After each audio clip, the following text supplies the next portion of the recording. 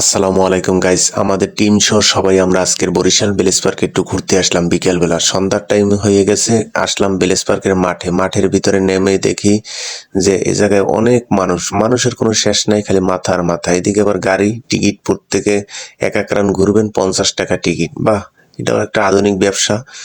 মাশাল্লাহ, ভালোই। যে ঘুরতে চান সে এই গাড়িতে আসতে পারেন। এদিকে আবার ঘোড়ার পিঠে কেউ যদি দৌড় দিতে চান তাও পারবেন। সবকিছুই এখানে আছে কমপ্লিট। আজকের মেলাগুলোয় কি অনুষ্ঠানগুলো আছে আপনাদেরকে সব ঘুরে দেখাইতেছি।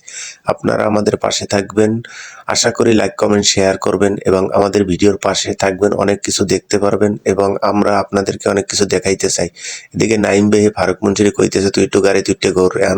নাইম বেশি বলতেছে আমি যে মোটা মানুষ, গাড়িতে উঠলে তো গাড়ি ভেঙে যাবে, তাই আনার থাকা যাবে না, সামনের দিকে লো। এদিকে যারা বন্দুক দিয়ে বেলুন ফুটাইতেছেন তারা এই জায়গায় সিরিয়ালে দাঁড়ান।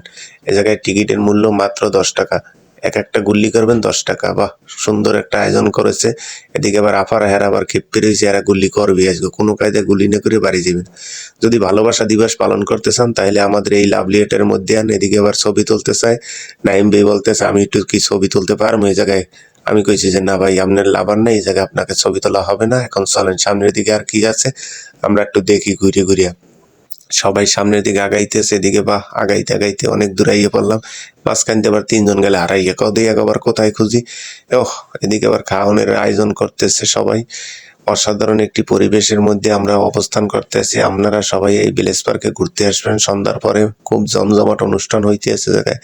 অনুষ্ঠানগুলো উপভোগ করতে চাইলে আমাদের বরিশাল ভিলেজ পার্কের মাঠে সবাই উপস্থিত থাকবেন। আমাদের মনির ভাই সে বলতে আছে রাত্রি হয়েছে অনেক, এখন বাসার দিকে চলো। আমি আবার বললাম যে না ভাই, যে পরিমাণ মানুষের দেয়া যায় এতে বাসায় যাওয়া যাবে না, আজকের রাতটা এই জায়গায় একটু থেকে যাই। যে পরিমাণ মানুষ এখানে উপস্থিত আছে তার জন্য এই জায়গা থেকে যাওয়াটা ঠিক হবে না, আমরা সবাই একটু থাকি। এদিকে আবার মেলা শুরু করছে, বা এদিকে আবার রাগ করে রয়েছে বাচ্চা।